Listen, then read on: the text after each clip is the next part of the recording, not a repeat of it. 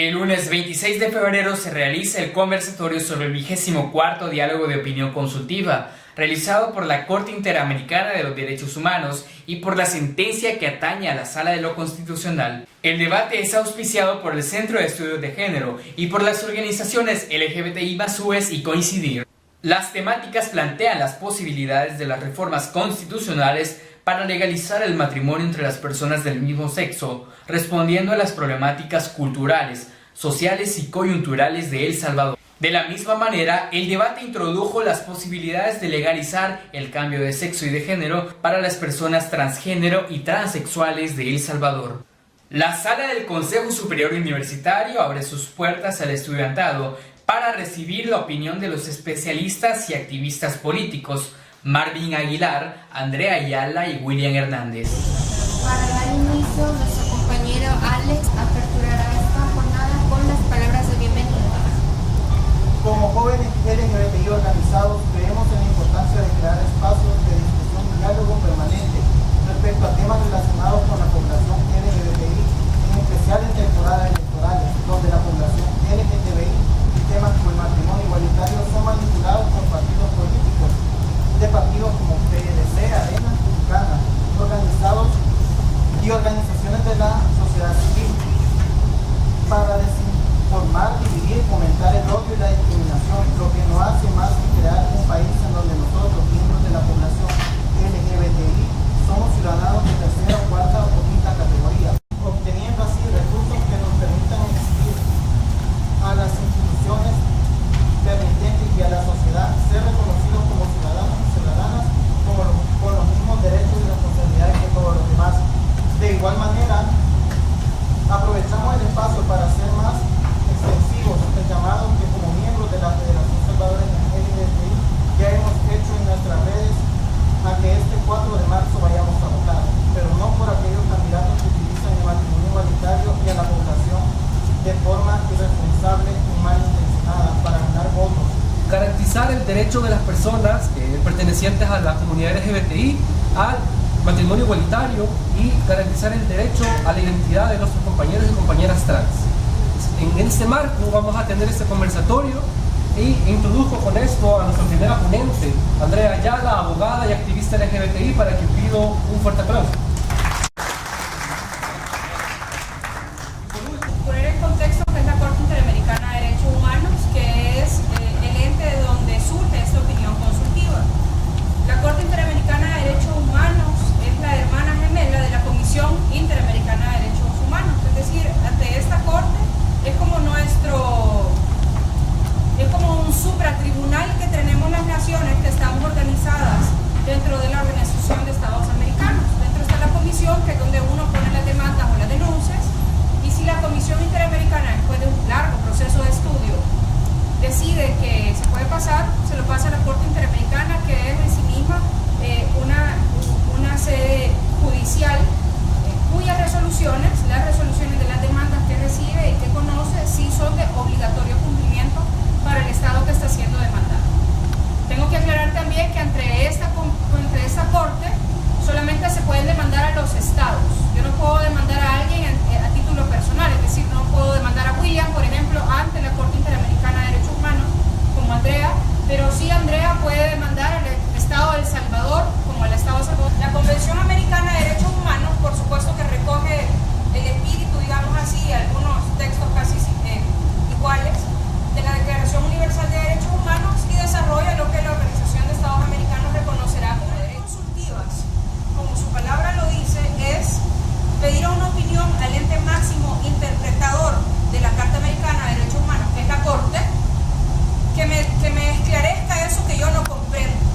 En este caso, la solicitud nace del gobierno, ni siquiera del Estado, sino que del gobierno de Costa Rica, es decir, del órgano ejecutivo del Estado de Costa Rica, el gobierno de Costa Rica, a través de su Cancillería, pide a la Comisión una opinión consultiva sobre el ejercicio de derechos patrimoniales de parejas del mismo sexo. No le estaba preguntando sobre matrimonio igualitario, no le estaba preguntando sobre identidad, le estaba preguntando sobre el ejercicio y la protección de derechos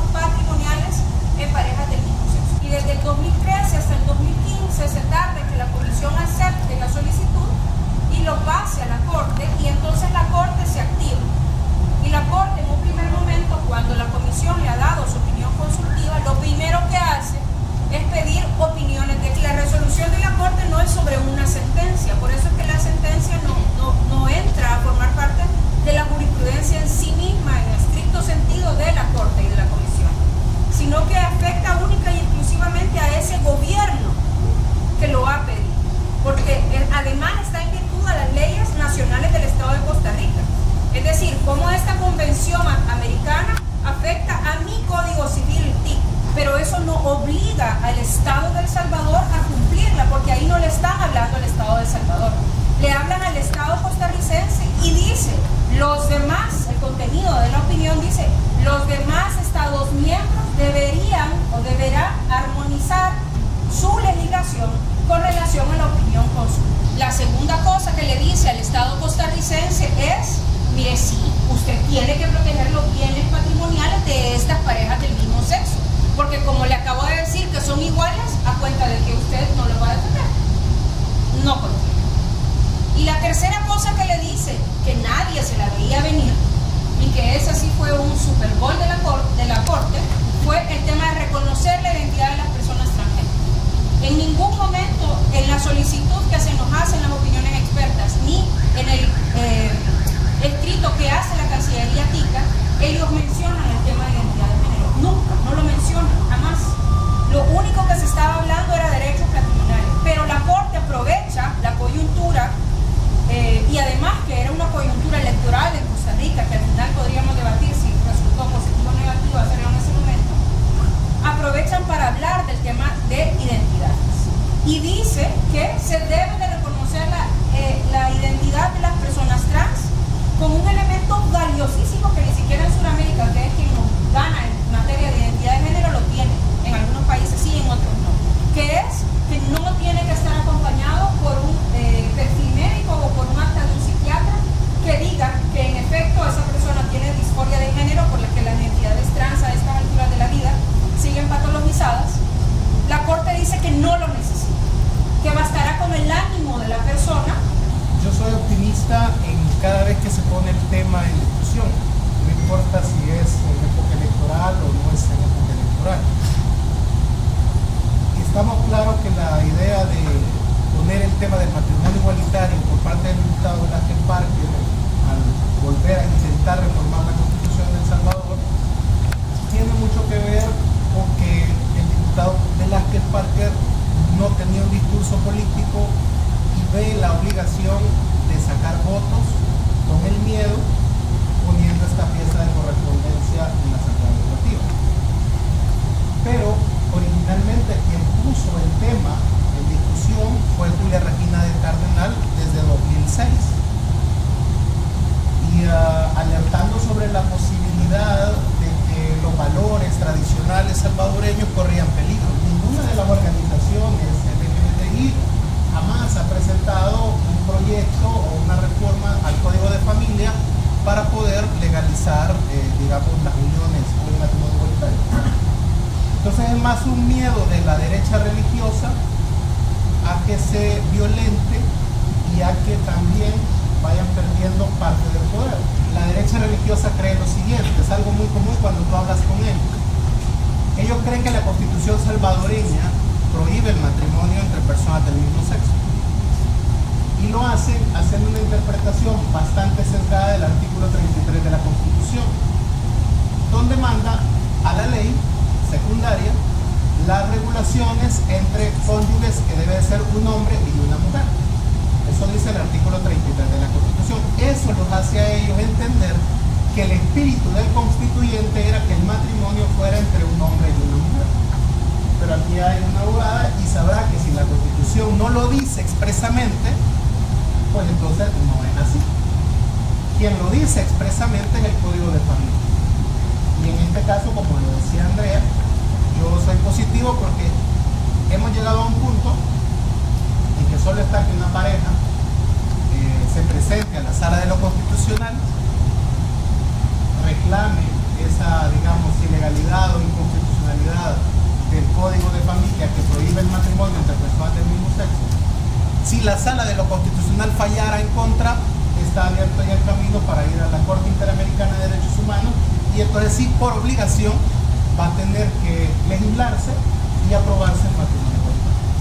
En relación a lo de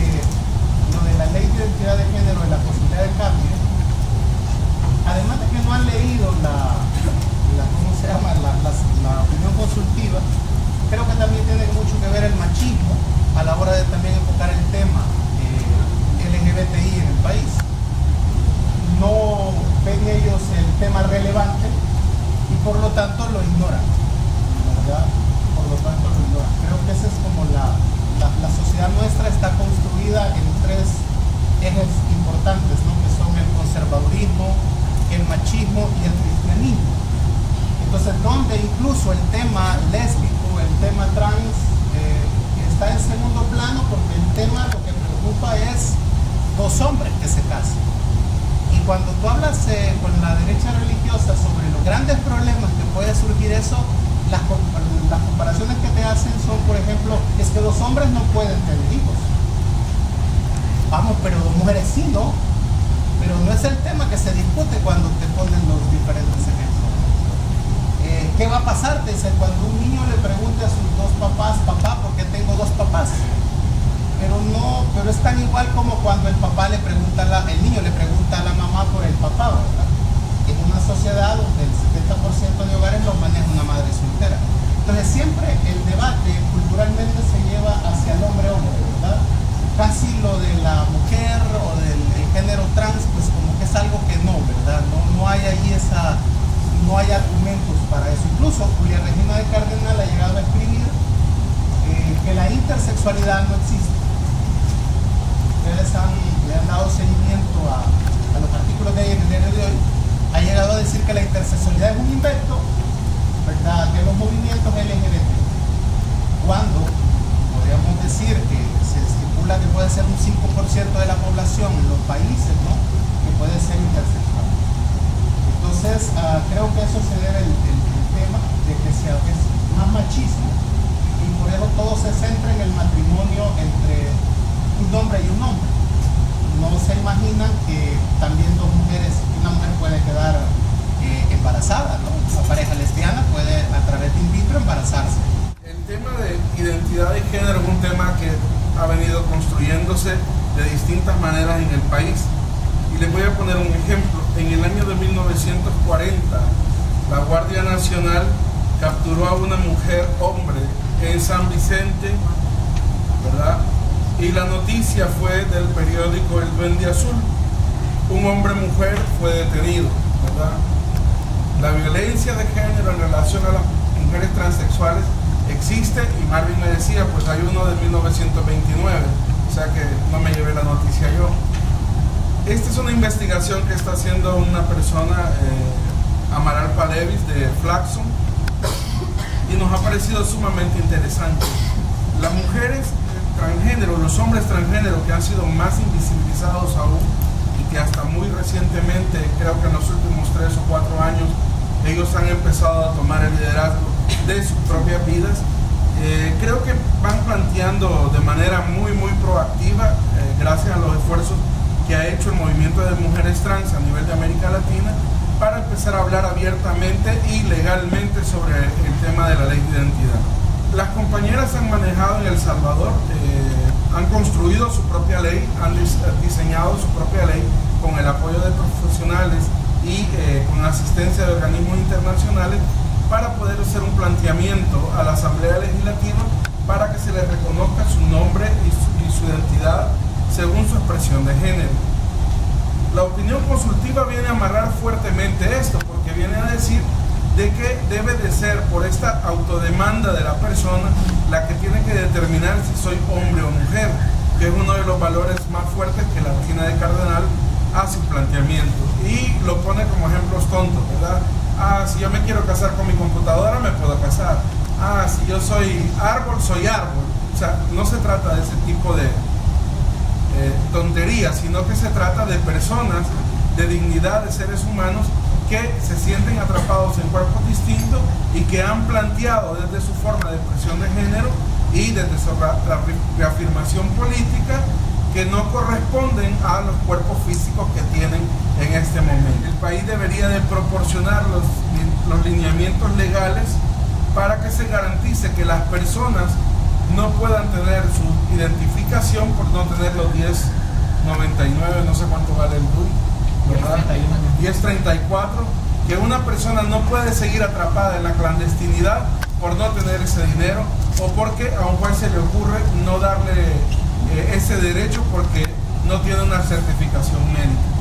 Lamentablemente contamos con muy pocos recursos profesionales para hacer argumentos teóricos, técnicos, científicos que garanticen en la asamblea hacer una discusión amplia, y también por los bajos perfiles de nuestros diputados y diputadas es muy difícil hacer discusiones amplias, concretas, serias, aunque algunos hacen muy buenos análisis por la experiencia de la vida, por la práctica, y no hablo que nuestros diputados tengan que ser académicos de cualquier disciplina, sino que tienen que tener la experiencia de la vida recogida en la experiencia de servir a los usuarios y usuarias de este país, a la sociedad en general, para poder argumentar algunas piezas. Las compañeras en el caso de El Salvador no han presentado todavía su pliego, su propuesta de anteproyecto de ley, pero ya está construido, y lo que esperamos de aquí en adelante es que se pueda presentar para hacerle frente entre todos y todas, para que la Asamblea haga ese reconocimiento, esa discusión política, estratégica, científica y legal sobre el tema de la identidad. Y sobre el matrimonio, pues las organizaciones hoy por hoy no lo piden como una bandera política, pero el matrimonio es una institución del Estado salvadoreño y la Corte es clara, ¿verdad? Y aquí creo que me siento como muy arraigado con la resolución de la Corte, aunque no sea vinculante para el caso de El Salvador, porque yo hago un planteamiento personal sobre que el matrimonio de personas del mismo sexo no se debe de llamar matrimonio igualitario, se debe de llamar matrimonio, ¿verdad? Y la Corte lo dice, la Corte dice que el establecer otra figura paralela al matrimonio únicamente va a garantizar que esta nueva figura tiene un punto que es una distinción específica a su orientación sexual, por lo tanto la hace discriminatoria. Por lo tanto, hay que discutir, no lo hemos hecho nosotros, no lo hemos hecho nosotras todavía, hay que discutir si la figura que nos interesa tener, porque también establece que el tener los mismos derechos, las mismas obligaciones, pero con otro nombre de matrimonio, no tiene sentido, ¿verdad? Básicamente lo que hace es perpetuar la discriminación para hombres homosexuales, bisexuales o transgéneros en el tema del matrimonio, no viene en detrimento de los derechos de los otros grupos poblacionales. El matrimonio ya da ciertas características y derechos y obligaciones a las personas que se casan hoy por hoy. Eso no va en detrimento de esos derechos. El movimiento LGBTI, la misma opinión consultiva, no dice que debemos de disminuir a los heterosexuales por villanos malos y por habernos sometido por tantos años de historia, no dice eso. Dice elevarlo al mismo nivel y garantizar que las personas pueden tener acceso a los mismos derechos y a las mismas obligaciones que las instituciones del Estado ya proveen a personas heterosexuales. Y es que la Corte Suprema de Justicia, a través de la Sala de lo Constitucional, lo que hace con esa resolución es atacar la forma del proceso de creación de leyes o de reformas. No ataca el fondo. No dice, miren, no legislen sobre matrimonio o sobre prohibirlo o hacerlo igualitario o no. Dice que se violó el proceso mediante el cual se reforma la Constitución en El Salvador, que es un proceso que está descrito en la Constitución misma. Y además que no dicen que viola todo el proceso, sino que una parte del proceso, que es la discusión pública. Porque la opinión consultiva no habla sobre la forma de las reformas constitucionales en nuestros países. La Corte, en su opinión, sí habla sobre el fondo, que es sobre cómo se ejercitan los derechos. Por eso es que no tienen ninguna correspondencia jurídica. Obviamente que en coyuntura y en términos contextuales, obvio, ¿verdad? Es una después de la otra, es una cosa que habla del mismo tema, pero cuando entras a estudiarlo te das cuenta que no tiene absolutamente ninguna referencia jurídica. En España se aprueba el matrimonio gay en el gobierno de José Luis Rodríguez Zapatero. La Conferencia Episcopal Española viaja al Vaticano y habla con Joseph Ratzinger y le dicen lo preocupados que están por lo que acaba de pasar en España, y le piden al Papa que como jefe de Estado del Vaticano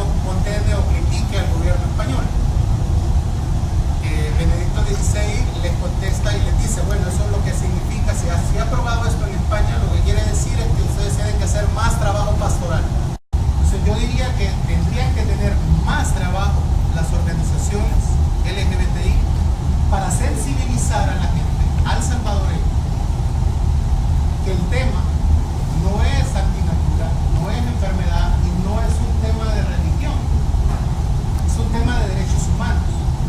Porque el problema por lo cual no está preparado el salvadoreño común para esto es porque ellos entienden que el tema LGBTI es de religión, es de tradiciones, es de costumbres. Entonces, cuando tú llevas el tema hacia que es un tema de derechos humanos, los estás moviendo a un terreno que van a tener que desarmarse. En El Salvador, cuando se aprobó el divorcio hace poco más de 100 años, ¿no? Le tocó a Rafael Saldívar aprobar el divorcio como presidente. Él argumentó que él no cometería divorcio, pero que lo aprobaba para aquel que quisiera hacerlo. Y porque hubo un debate similar sobre el matrimonio igualitario hace como 100 y pico de años que se aprobó el divorcio en El Salvador, hubo un debate similar a lo que estamos viendo.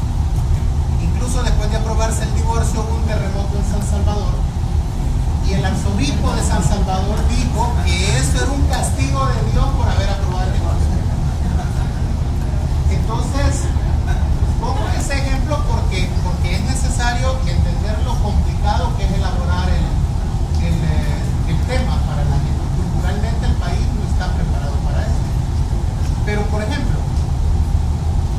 si se utilizara el argumento para el caso, si vamos a usar el informe 15, que se hizo en Estados Unidos, que habla que es el 10% de la población que puede ser LGBTI, o el de la británica Elena Crony, que dice que es el 5%, estamos hablando entre el 5 y el 10% de la población, según los académicos, ¿verdad? Que habrá gente que me pueda decir que es más eso, es la mayoría o es la mitad de la población, ¿verdad? Pero más allá de eso, los académicos sostienen que puede andar entre el 5 y el 10% de la población. En eso estamos hablando en El Salvador de entre 300.000 y 600.000 personas. Es que es un trabajo que ya recae, vuelvo a insistir en esto, en las organizaciones LGBTI, de concientizar más a la población. Así ha sido en todos lados. Así ha sido en España, y así está haciendo en Rusia, por ejemplo. Que es un tema totalmente difícil y que cuando ustedes ven lo de El Salvador podrían decir que esto es el paraíso, ¿no? O incluso como lo está haciendo China Popular, que es un tema cultural. En China Popular no es tanto por leyes o represión del gobierno. El gobierno el año pasado ha retirado de los manuales de educación que la homosexualidad era una enfermedad. Hasta el año pasado. Pero ha dejado el tema, lo cual es interesante, ha dejado el tema LGBTI para las universidades. Porque el gran problema cultural en China no es religioso, es que los papás quieren que los hijos tengan hijos. Y es una gran presión para que los muchachos se casen jóvenes. ¿El aborto es un tema médico o es un tema jurídico? Si nosotros entendemos que es un tema médico, entonces claro, podemos despenalizar el aborto, pero si entendemos que es un tema jurídico y que ese tema jurídico es de valor y es religioso, pues abortar es un pecado. Y de ahí no nos vamos a mover. Entonces sí, el trabajo hay trabajo para ustedes en ese sentido, en esa lucha. Yo diría una cosa con eso, el matrimonio igualitario. También las organizaciones tienen que ponerse de acuerdo, porque es posible que para el gay mayor de 40 años sí sea importante el matrimonio igualitario.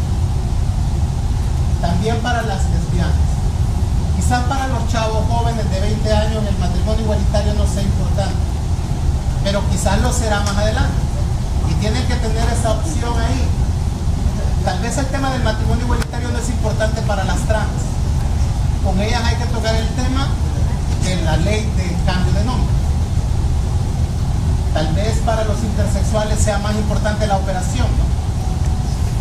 Entonces, o el proceso para definir el sexo. Entonces, lo que hay que hacer es ponerse de acuerdo en qué bandera se va a enarbolar, y hay que hacerlo sin complejos. Las organizaciones LGBTI tienen ese gran compromiso de abordar los temas sin complejos. Y eso creo que sería el primer paso para cambiar culturalmente. Costa Rica, yo estoy construyendo un artículo que le he llamado que la Suiza de América desea parecerse a nosotros, ¿verdad? Los hoyos de mierda del Triángulo del Norte. Y la Costa Rica, muy educada y culta, está a punto de poner a un predicador evangélico que ha prometido que va a desconocer la opinión consultiva de las sexuales, transexuales, las que se deben de preguntar si estamos listos a discutir el tema sobre matrimonio. En este punto creo que es importante decir si la comunidad LGBTI está en esta onda. Aquí Marvin ponía un ejemplo, posiblemente para el adulto de 40 años pues sí es posible el matrimonio, para los más jóvenes posiblemente no, y para los muchos más jóvenes sí, ¿verdad? O al revés. Pues aquí es al revés, los adultos, los históricos, los que tenemos fuimos hechos de la misma piedra de la Minerva. Personalmente para mí el tema del matrimonio no es una opción, ¿verdad? No es un interés, no es un derecho. Pero al discutirlo como entre amigos, como asociación entre amigos, siempre hemos dicho que si hay una persona, una pareja que quiere reconocer y demandar ese derecho, nosotros le acompañamos. Cuando Marvin decía, aquí solo falta que alguien vaya a la puerta de la Corte Suprema, a la Corte Interamericana, a la Corte Suprema, y que diga que se quiere casar, la que lo haga o el que lo haga tiene que tener toda una construcción de una red de apoyo que le garantice soportar la fuerza y la violencia que eso va a generar. Y esto no es meter miedo, esto es una realidad. Si ni siquiera los activistas, o por lo menos los históricos, hemos decidido enfrentar con ese farallón, porque el mecanismo que se puede ejercer incluso es hasta asesinar. Por eso es muy importante que las personas LGBTI hablen abiertamente sobre el tema. Y uno de los elementos fundamentales es su expresión sobre su sexualidad. No podemos seguir ocultando nuestras expresiones de sexualidad, nuestras expresiones de afecto basadas en el amor. Cuando nosotros estamos estableciendo nuestra afectividad, nuestro amor, nuestro cariño basado en el exhibicionismo, siempre nos va mal. Pero cuando usted saluda a su pareja, cuando usted se despide de un beso, cuando usted entra a la facultad y la recibe con un abrazo, posiblemente a muchas personas les molestará, pero nadie se atreve a decir o a hacer nada. Pero cuando la intención es molestar a otros con lo que yo siento o pienso, casi siempre nos va mal. Cuando usted construya su sexualidad basada en lo que usted siente, en lo que usted respeta de usted mismo o usted misma, y lo camine de esa manera, la construcción de esos cimientos van a ser firmes y lo van a llevar a conquistar grandes metas. Entonces, este es un proceso que vamos construyendo, y Marvin nos deja el reto a las organizaciones, pero creo que las nuevas generaciones son fundamentales para cambiar la estructura de estas organizaciones. Simplemente nos hacen falta sus ideas, pero tampoco es justo que nosotros sigamos representando esas ideas. Son ustedes, si hay aquí gays o lesbianas, trans, intersexuales, son ustedes los que tienen que hablar sobre el camino que nosotros tenemos que seguir. Nosotros tenemos planes estratégicos para 5 años. Nosotros nos sentamos a puerta cerrada a construir nuestro camino para los próximos 5 años. Pero no venimos a la U a preguntarle a los estudiantes qué quieren. Entonces son los estudiantes de la U, las nuevas generaciones LGBTI, los más de 66,000 hombres que tienen sexo con otros hombres en este país, que no se identifican como gay, bisexuales, transexuales, los que deben de hablar sobre qué es lo que esperan de esta nueva historia de El Salvador. Si El Salvador está preparado o no, no debe de preocuparnos.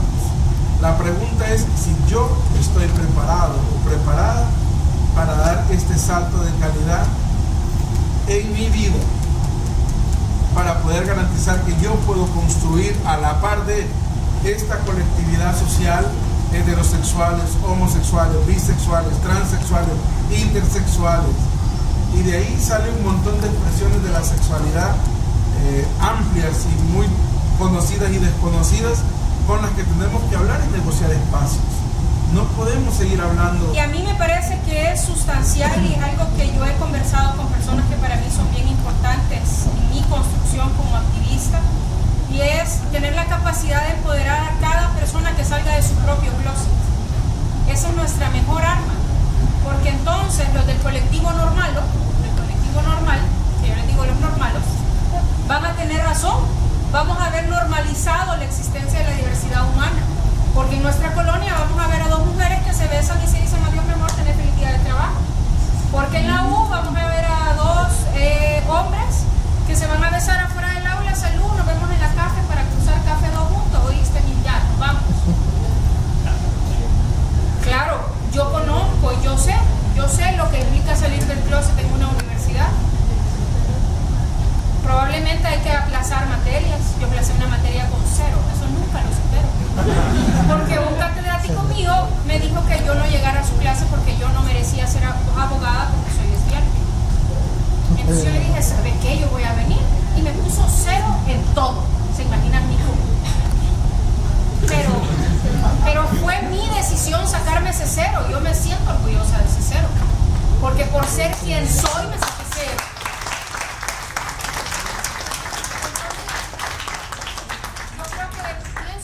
Asumir nuestros propios costos políticos. Yo como mujer, y que además soy lesbiana, jamás voy a estar completa y en igualdad de derechos si yo no me puedo casar. Es un tema que no está en la agenda prioritaria, probablemente no, pero es un tema. Para mí es más importante poderme casar en este momento de mi vida que probablemente adoptar hijos, por decir algo. Pero puede ser que haya otra mujer lesbiana que su urgencia sea adoptar hijos, o que esté normada la subrogación de vientre, o esté normado el tema de la inseminación artificial, que en este tema hay un obscurantismo absoluto al respecto en términos jurídicos. Hay un montón de temas que explorar, pero el primer tema a explorar es mi propia experiencia, como yo me asumir el costo político que implica salir del closet. Eso es lo que realmente cuesta. Y yo le tomo la palabra a Amaral en el sentido que es obligación de nosotras, las organizaciones, empujarles a ustedes. No es mi obligación ir a hacer que todos ustedes se casen, si de paso lo logramos, que de éxito. Pero como dice William, es su obligación hacernos que nosotros, que hemos asumido este costo, digamos, y miren, vamos a ir a pedir el matrimonio, esta Mara nos va a venir a cerrar y nos van a dar fuego a todos. Entonces yo les invito a que tengan el valor, 1, de crear su red de apoyo, y 2, de salir del closet en todos los ámbitos de su vida. ¿Que es bien difícil? Sí, es súper difícil. No les estoy ofreciendo una fiesta, pero solo en el momento en que la mayoría de las personas LGBTI, que somos 300.000, 600.000, 1 millón de salvadoreños y salvadoreñas, empezamos en lo local. El primer gobierno que nos tiene que reconocer es nuestra alcaldía.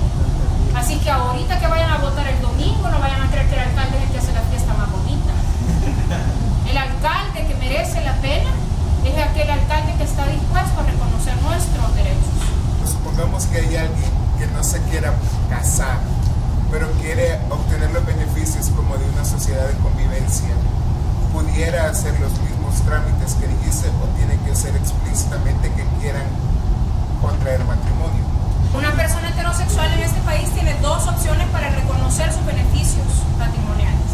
La primera es contraer matrimonio, que es un contrato jurídico, ¿verdad? Y que tiene 3 versiones para celebrarse, o declarar una unión civil, una unión de hecho, que antes, hace bien poquito, en 1994 se llamaba concubinato, ahora se llama unión de hecho. Las personas heterosexuales tienen esa posibilidad, declarar una unión de hecho o acceder al contrato jurídico del matrimonio. Porque yo como persona LGBTI me tengo que conformar con uno y con otro, y que la igualdad no es que darle a cada quien lo que le corresponde, para porciones iguales. Si ellos tienen 2 opciones, yo también merezco tener 2 opciones. Si ellos tuvieran una, yo debería de tener otra, porque si no, los estuviera discriminando a ellos.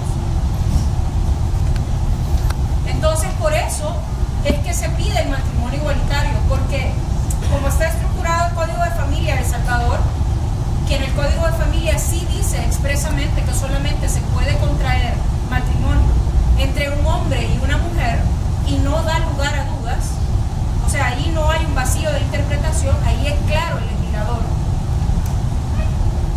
Además dice, pero si quiere accesar, inmediatamente el artículo siguiente es la unión de hechos. No puede reformar la Constitución si no vive de los afectados. Entonces, hoy, la nueva iniciativa de reforma que se va a escuchar en la Asamblea Legislativa, la otra, bueno, puede hacer esta Asamblea, iniciar la reforma, pero no puede hacer notificar. Pero si va a iniciar la Asamblea Legislativa una reforma a la Constitución para definir que el matrimonio es entre un hombre y una mujer así nacidos, ese es el término, ¿no?, por el cual se quiere reformar la Constitución, va a tener que mandar a llamar a las organizaciones que van a tener que exponer en la Comisión de Legislación y Puntos Constitucionales las inconveniencias o las violaciones a los derechos humanos, la posibilidad incluso de que la Corte Interamericana de Derechos Humanos. Hay una cosa interesante aquí. Todos recuerdan la sentencia que dio la Sala de lo Constitucional cuando impidió que Mauricio Funes tomara posesión de la Diputación por el Parlamento Centroamericano. Si recuerdan, ahí hubo un debate entre la Corte Centroamericana de Justicia, que dijo que Mauricio Funes sí podía tomar posesión, y la Sala dijo en esa sentencia, hay una cosa muy interesante, que la única sentencia que está por arriba de la Sala de lo Constitucional salvadoreña son las sentencias de la Corte Interamericana de Derechos Humanos. Entonces, eso reconoce que la única sentencia que está por arriba de la Sala de lo Constitucional salvadoreña es la sentencia que dé la Corte Interamericana de Derechos Humanos. También, de alguna manera, entiendo yo, está por arriba de la Constitución. Y ahorita, a nivel constitucional, no hay prohibición del matrimonio igualitario. Entonces, por ahí, el tema LGBTI es un tema político. Y en la medida que vos controles la agenda de este tema, que sean ellos los que vayan detrás de vos, en esa medida vos vas a ir ganando el debate. Por supuesto que lleva tiempo. O sea, aquí vas a tener a las iglesias haciéndole segunda a la Fundación Sea la Vida. Y vas a tener a las iglesias poniendo diputados que prometan reformar la Constitución o prohibir eso. Bueno, Costa Rica está a punto de poner un presidente que ha prometido eso. Pero creo que es el debate. Nunca el movimiento LGBTI va a tener los millones de dólares que tiene la derecha fundamentalista de El Salvador. Porque su micrófono es TCS, que tiene 3 canales, como 18 repetidoras de radio. Además, si hacemos un scan de canales nacionales, creo que 6 o 7 canales son de iglesias de diferentes denominaciones. Díganme cuántos canales LGBTI hay, cuántas radios LGBTI hay. El debate siempre va a ser desigual. En un país en desigualdad para debatir, el debate es serio. Porque infinitamente no van a querer venir a debatir esos que tienen el poder mediático, que son Velázquez Parker, Rodolfo Parker, la Julia Regina de Cardenal, que su esposo es el director de la Cámara de Comercio de El Salvador. Es decir, ¿cómo nosotros nos vamos a poner a modo que ustedes se bolseen y me digan, aquí hay un cheque de $5 millones, Andrea, hagamos los tortas en publicidad? En un país donde el debate nace desigual, no sé a dónde nos llevaría un debate. Tenemos más campo de acción para incidir, porque en lo que sí coincido con Marvin es que el tema de las personas LGBTI y sus derechos, no solo el matrimonio, es un tema político, porque, oh sorpresa, nosotros votamos. Si nos oyen a las personas LGBTI que estamos organizadas, rara vez hablamos de cifras, porque no importa que seamos 1 o 2 millones, el tema es que todos tenemos que tener la misma igualdad. Eso es lo verdaderamente importante. El tema de las uniones de personas entre el mismo sexo están basadas en conceptos religiosos o filosóficos. Dijo que era muy importante reconocer estos para las personas que practican estos conceptos. O sea, si yo católico estoy en contra del matrimonio porque sigo mis creencias de fe y no estoy de acuerdo con eso, está bien. El discurso de la iglesia es válido ahí, pero no puede aplicarse el discurso religioso a todas las personas que no tienen la misma convicción de fe o que no tienen la misma filosofía. Por eso es importante saber cuándo, dónde y por qué, y si en algún momento vamos a debatir. Es que si tenemos la verdad, vamos a construir nuestro proceso dentro de esa verdad. Y lo tenemos que demostrar en la corte. Y por lo tanto, esa verdad no tiene debate. Tengo una pregunta para cada uno de los temas.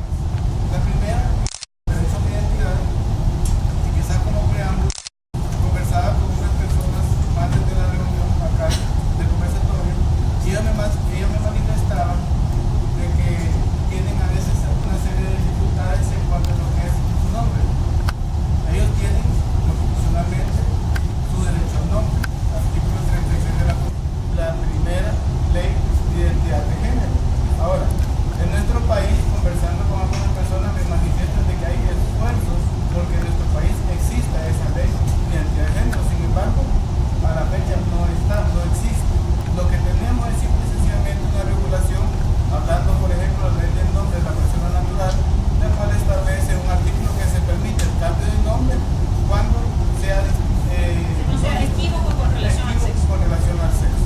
Ahora, también tenemos una serie de normativas, una serie de sentencias, la 44 y la 33 de la Corte Suprema de Justicia. Se mencionó en cuanto a la opinión consultiva que esa es una de las 20, por así decirlo, que tiene dicha opinión consultiva, en el sentido de que está diciendo que a pesar de que es vinculante para nuestro país, pero no obligatoria, los estados deben de adecuar sus normativas a esa opinión consultiva. No sé si se acuerdan que, ejemplo, cuando había este tal debate consultivo, Julia Regina entraba hasta la casa con la gente. Entraba con la Virgen, cuando entró con la Comisión Constitucional, ella podía entrar a estar con ellos y nosotros nunca pasamos de la segunda planta donde estábamos. Entonces, ni siquiera podían consultarnos. Entonces, cuando salió esta resolución de la sala, por un lado me dice, mira, la prohibieron. Sí, pero por otro lado, yo me quedé, pero aquí están diciendo que le consulten, que hagan el debido proceso y que se consulte. Y digo, bueno, al pueblo no se puede consultar porque no hay referéndum. Y aunque hubiera, no se puede hacer una consulta de referéndum. Hay una sentencia de la Corte que prohíbe las minorías. Exacto. Porque si no, imagínense que yo se hubiera consultado en el tiempo de si las mujeres podían votar o no hace 100 años. O en el tiempo de la segregación racial. Y vamos a consultarle a la población si está bien que liberamos a las personas afroamericanas. Sería una locura. Entonces, ese sí es un problema, porque si se consultara, la mayoría de la gente va a decir, no se puede. Pero más delicado para mí es el hecho que los diputados y diputadas, cuando consultan estos temas, sucede esto que les estoy exponiendo, que es nosotros como comunidad LGBT no tenemos acceso ni siquiera a que nos pregunten. Nunca lo hacen, ¿sí o no, compañeros y compañeras? No lo hacen, sino que se le preguntan directamente al arzobispado nosotros estamos en desigualdad. Y lo otro que quería mencionar era una cosa muy importante para mí es si nos querramos casar o no. Eso es una decisión muy personal. Yo creo que lo realmente importante, y quisiera dejarles a todos este mensaje, independientemente si usted se quiere casar o no, solo imagínese por un momento despertar un día en el que usted vive en una sociedad donde cuando los niños van a la escuela y ya está, llamémosle decir, normalizado que las personas del mismo sexo nos podamos casar, sea algo normal. Si usted piensa en su infancia, si usted cuando hubiera estado en el colegio, su maestra tranquilamente le hubiera dicho, vamos a hablar del matrimonio, y en el matrimonio se puede casar un hombre y una mujer, se puede casar una mujer con una mujer, un hombre con un hombre.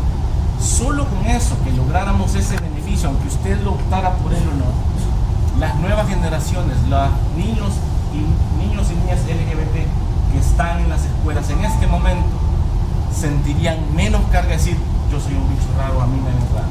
Porque si estoy viendo que en la escuela hasta me están diciendo que tengo el derecho constitucional de casarme, entonces la presión social, llamémosle así, sí está bien dicho, no sería la que tenemos ahora, que todavía hoy en las escuelas un niño LGBT, una niña LGBT, se queda callado de expresar quién es, porque desde lo que se le enseña en el establishment social, estamos afuera.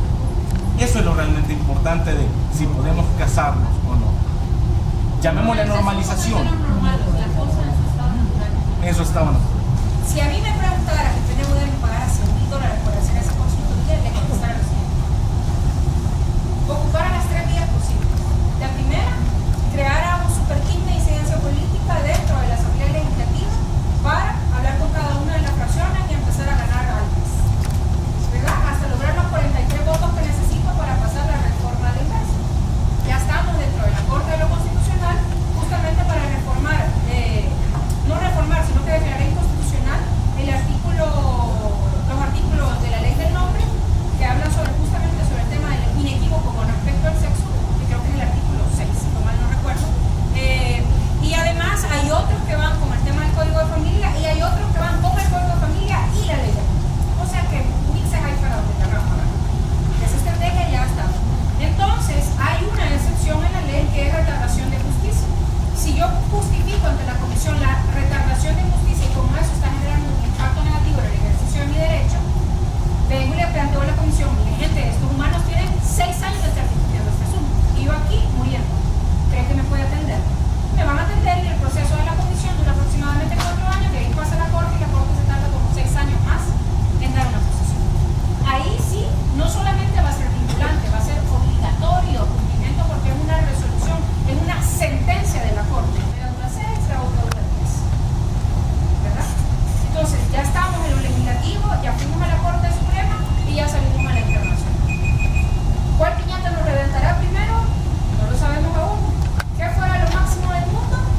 Que de la Asamblea lo hicieran y en 6 años porque es lo más corto de todo.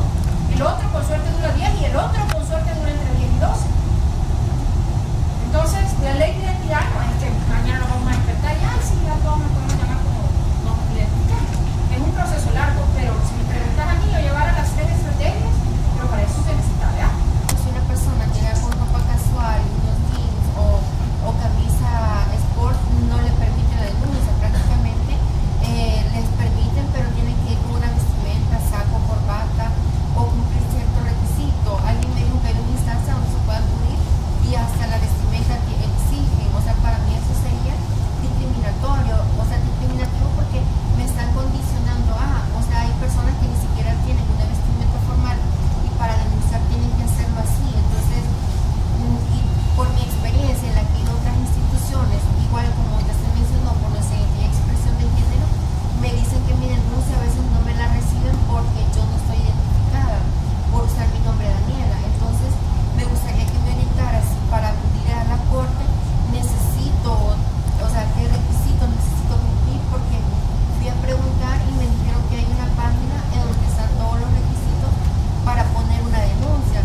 Entonces, o sería mejor hacerla virtual, por correo, o... Para nosotros los abogados es obligación llegar de forma decorosa, dice la ley, a ejercer nuestra profesión.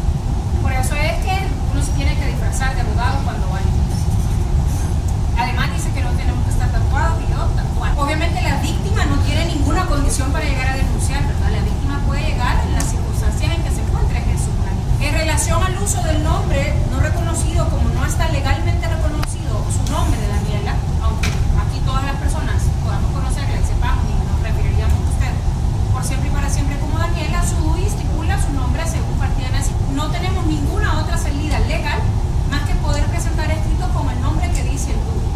Lo que sí podemos hacer, y en algunos escritos que se presentan o cosas que hacemos, es que se pone el nombre legal, me refiero al nombre según DUI en un paréntesis y luego el nombre social, ¿verdad? En este caso sería Daniel. Mi nombre es Néstor Urquilla, soy un hombre homosexual de 48 años de edad y hablo desde mis sandalias, desde mis zapatos, soy un hombre de izquierda.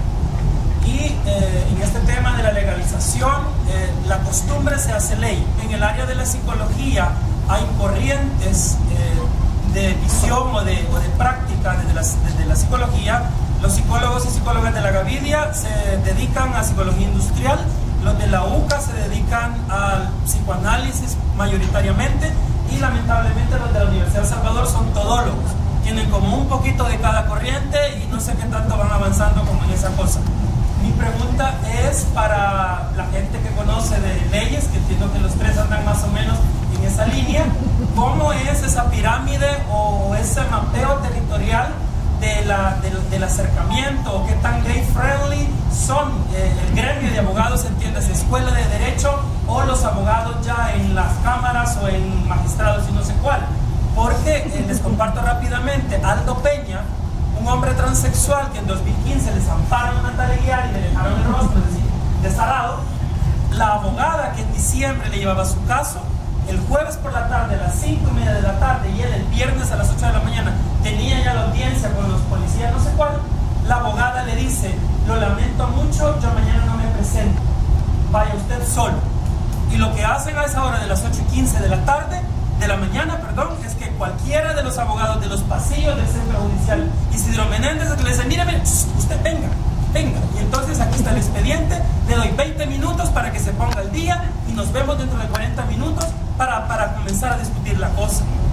Si esa abogada era la amigablemente, ¿verdad?, simpática, estaba en sintonía con el culero ese, ¿qué puedo esperar yo entonces de los otros abogados que están en el colectivo normal o allá en la Unión, ejerciendo, o en Morazán, ejerciendo el ejercicio de la abogacía? Los abogados tienen esta connotación sociológica de ser también un referente social para las comunidades, ¿verdad? Y yo creo que es una cosa súper colonialista que venimos arrastrando de la colonia, ¿verdad? El cura, el doctor y el abogado. Las élites de los abogados en este país, aparte que están al servicio de la otra élite, que es la élite empresarial, no están como muy pendientes de quiénes en sus organizaciones son personas LGBTI. Yo salí de una universidad privada, voy a seguir sin revelar mi secreto, pero por ejemplo, mis catedráticos eran obviamente catedráticos que a todas luces eran ultra mega homofóbicos, lesbofóbicos. Yo creo que eso es una gran tarea pendiente, fíjate, Néstor. Habemos una cantidad infinita de colegas que somos LGBTI, WXYZ, ¿verdad? Pero que en el momento del ejercicio de la profesión prefieren llegar, así como dice Dani, muy ensacados, mis niños preciosos, fantásticos ellos, ilustradísimos el zapato en el Parque Bolívar, y que nadie se dé cuenta que es gay, porque si no me van a despedir del trabajo que tengo. Es válido hasta cierto punto, ¿verdad? Pero yo creo que regresamos a lo que vos y yo platicamos tanto, que es, necesitamos que esa gente que tiene esos privilegios lo suelte un poquito y digan: no, miren, además de yo ser el socio mayoritario del Exincorp El Salvador o de la firma Arias y Muñoz, además soy culero, Mara, y este es mi esposo y lo voy a llevar a la cena de Navidad. Como entre los gremiales de abogados o federaciones de abogados, esta discusión sobre si vamos a salir del closet, algunos que pertenecen, no, yo particularmente no pertenezco a ninguna, pero sí conozco, por ejemplo, que si estás abogado de colectivo normal, sí conozco experiencias muy personales que les ha requerido incluso tener que renunciar a los espacios donde estaban, que eran esos grandes bufetes de abogados corporativos, por haber salido del closet, que ahora están pagando de cierta manera ese costo laboral. Terriblemente homofóbicos, ¿verdad? Y incluso los estudiantes de la maestría de Derechos Humanos de aquí, de la UES, estuvimos el ciclo pasado nosotros en unas conferencias de los grupos vulnerables y todo, estuvimos invitando a personas, ¿verdad?, también que están aquí representados, y ellos estaban disimulando la anuencia. Sin embargo, tras bambalinas estaban haciendo chistes. Entonces, para mí fue una situación muy ofensiva, y lo vi en la carrera, y a personas que, como a la compañera, también no les permitían estudiar, que exigían que se cambiaran la ropa, que fueran vestidos como hombrecitos, si no pasaban la carrera, en verdad, o sea, entonces, y actualmente con mis estudiantes, pues yo también lo estoy viviendo, los muchachos vienen con esas ideas también, ¿verdad?, en sus mismos contextos familiares y todo, y es bastante difícil. Pues para mí, incluso pues con mis jefes, que son personas profundamente religiosas, ¿verdad?, tratar de hacer ahí un poquito de labor, ¿verdad?, es bastante difícil. Sin embargo, hay muy malas noticias al respecto por ahora.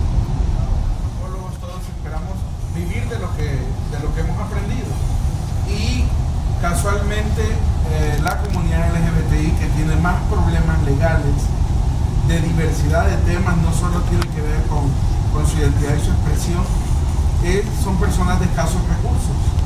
Entonces, ¿qué abogado, qué médico, qué sociólogo, qué antropólogo va a dedicar su vida a dar servicios a personas que no pueden pagar, ¿verdad? Entonces aquí surge el tema de la cuota social, y es como un poco injusto también creer de que les vamos a exigir que nos den 10 años de daño social, ¿verdad? Porque no se puede, tienen que vivir de eso. No le pedimos a las enfermeras, a los médicos que salgan del closet, sino cuando llegue un gay o una lesbiana a los servicios de salud, sean tratados con dignidad, con respeto. A la abogada, al abogado, que brinde los servicios con calidad y con profesionalismo.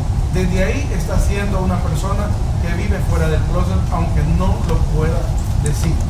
Y nosotros sentimos el compromiso de traer este tema acá a la opinión pública y sobre todo a la academia, para que se desconstruyan esos mitos y todo eso que existe alrededor de esta temática, ¿verdad? Condenamos algunas acciones que han hecho, como por ejemplo Velázquez Parker, Rodolfo Parker, David Reyes, el señor Norman Quijano, entre otras personas, al utilizar este tema del matrimonio igualitario como un gancho para conseguir sus votos. Entonces, ese es el objetivo que nosotros tenemos acá con este conversatorio, identificar esas cosas, reconocer de que es una cuestión política, más no una cuestión electoral de la que ellos se pueden agarrar, y pues agradecerle a cada uno de los panelistas, a Marvin Aguilar, William Hernández de Amigos, Andrea Ayala de Munes, a los compañeros que estuvieron moderando el debate y a cada uno de ustedes. Y es así como el debate culmina con la opinión de los especialistas y con la participación del ciudadano salvadoreño y el estudiantado universitario. El debate abre la esperanza de una resolución favorable entre las disposiciones de la Corte Interamericana de los Derechos Humanos y entre la responsabilidad que atañe a la Sala de lo Constitucional. Para la comunidad universitaria, Roberto Antonio Genovés.